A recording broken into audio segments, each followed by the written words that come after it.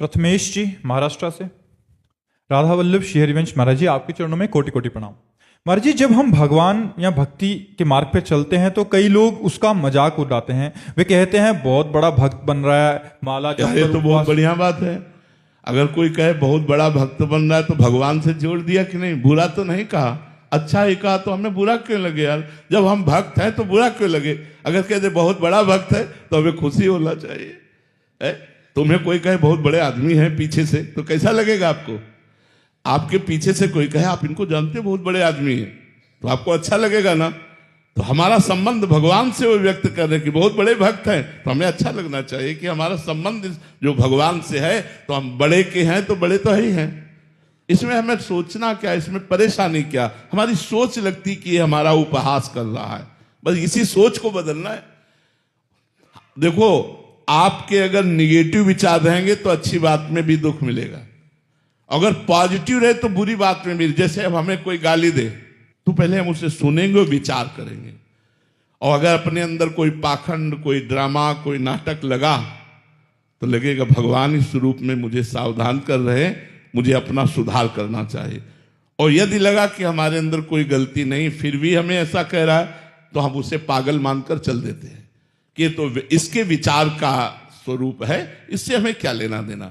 तो यदि कोई हमारा उपहास करता है, हमारी निंदा करता है, तो हमें देखना चाहिए वो गलती हम में तो नहीं है, अगर नहीं है तो हम उसे पागल मान। बातुल भूत विवश मतवारे, ते नहीं बोले ही बचन विचारे, तिनकर कहा सुनी नहीं काना। ऐसे लोगों की बातें नहीं सुनते हैं। और ये कोई कहे बड़ा भगत, तो हम तो उसे प्रणाम करेंगे कि आप भी आशीर्वाद दीजिए, जो आप बोले वो सत्य हो जाए, आप भी आशीर्वाद दीजिए। उसमें कोई जलन की बात नहीं है। बोले कंठी पहने, माला पहने, ये नहीं कहता शराब की बोतल हाथ में लिए पी रहा है, ये नहीं कहता नाली में पड़ा है, ये नहीं कहता गंदे दृष्टि वाला है।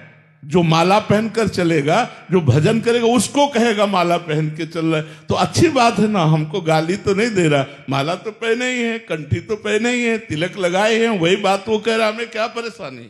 बोले बड़ा भारी तिलक लगाए, देखो माला पहले बड़ा भगत बनता है, तो उसको प्रणाम करना चाहिए, हमें बुरा क्यों लगना चाहिए? क्योंकि कोई बुरी बात नहीं। महाराज जी, क्या होता है, अधिकतर 100 में से 95 जने वैसे हो गए हैं, तो 4-5 जने जो होते हैं उनको बहुत ज्यादा मतलब महाराज जी मजाक बना देते हैं उस चीज का। नहीं, मजाक मत बनो, आप पुष्ट बनो, आप पुष्ट बनो। वो गलत आचरण में 95 लोग चल रहे हैं, 5 लोग अच्छे आचरण पर चल रहे हैं, तो 5 लोग 50,000 के बराबर हैं।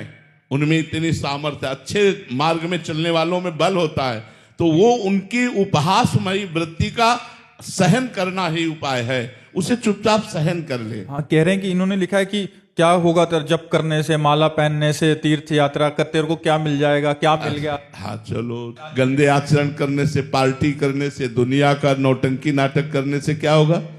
क्या होगा? इससे दुर्गति होगी। और माला जपने से क्या होगा? सदगति होगी। आज हमारा शरीर पूर्व प्रारब्ध से युक्त है। हो सकता है कि आज मैं भजन कर रहा हूं, मेरा बुरा प्रारब्ध चल रहा हो, तो मुझे दुख भोगना पड़ेगा भजन करते हुए। हो सकता है तुम बुरा आचरण कर रहे हो लेकिन तुम्हारे पुण्य चल रहे हैं, तुम्हें सुख भोगना पड़ेगा उस समय तक। लेकिन जिस समय हमारा ये नवीन कर्म भजन फलीभूत होगा, उस समय, अभी तो हमारा अंकुरण हुआ है, थोड़ा वृक्ष बनने दो, फूलने दो, फलने दो। एक किसान भी खेती में अनाज डालता है तो दूसरे दिन फसल नहीं काट लेता, उसको गुड़ाई सिंचाई करके रक्षा करते हुए 5 महीने 4 महीने व्यतीत करने पड़ते हैं, तब वो इसी से 40 मन गेहूं पैदा होता है।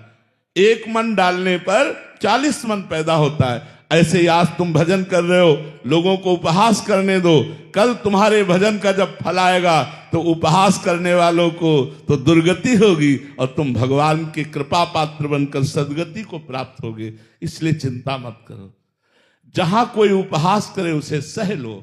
अगर सह लोगे तो महान बन जाओगे, और लड़ पड़ोगे या ऐसा मान गए कि अब तो तिलक ही नहीं लगाना, कंठी ही नहीं पहनना, क्योंकि लोग उपहास करते, तो फिर तुम भक्त ही क्या रहे, फिर तुम्हारी सच्चाई ही क्या रही? तुम तो कच्चे पुरुष हो, भगवत मार्ग के लायक ही नहीं हो, यदि तुम्हारे अंदर ये बल नहीं।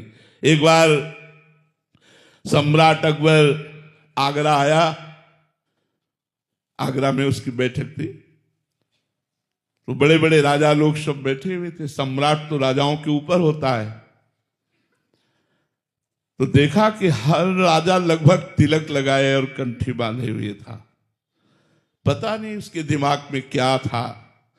ये देखकर उसको बड़ी जलन सी हुई और कहा, आज के बाद अगर सभा में कोई भी तिलक लगाकर आएगा तो गरम लोहे से उसका मस्तक दाग दिया जाएगा। ये फरमान जारी कर दो। फरमान जारी कर दो। मधुकर शाह हरिराम व्यास जी के शिष्य थे, वो भी सभा में थे। उन्होंने घर जाकर विचार किया, अनंत ब्रह्मांडों के बादशाह का तिलक एक मुल्क के बादशाह के हुक्म से ना लगावें, ऐसा कैसे हो सकता है। तो अंगरखी पहनकर जाते थे, धोती अंगरखी पहले राजा लोग, तो ऊपर का उतार दिया। बड़े बड़े 12 चिन्ह, 12 चिन्ह होते ना वैष्णवों के तिलक के, तिलक लगाए और तलवार लेकर सभा में गए। तो वहां देखा कि जितने राजा थे और कोई तिलक नहीं लगाए हुए था, डर के कारण। सम्राट अकबर ने देखा, उनका, मधुकर शाह तुमने कल हमारा फरमान नहीं सुना? बोले हुजूर सुना, लेकिन तुम एक मुल्क के बादशाह हो, ये अनंत ब्रह्मांडों के बादशाह का तिलक है, और तलवार खींची। बोले हो किसी में दम तो हमारे तिलक को मिटाल कर दिखाए। कांप गया अकबर। उस समय मानो नरसिंहावेश हो मधुकर शाह को, कांप गया और कहा, वाह वाह वाह वाह मधुकर शाह वाह, हम यही देखना चाहते थे कि सच्चाई में तिलक कौन लगाता है। ये भक्ति का नाटक है या तिलक है। और राजी कर लिया मधुकर शाह को। ये हमारा कोई कंठी, कोई तिलक मजाक है?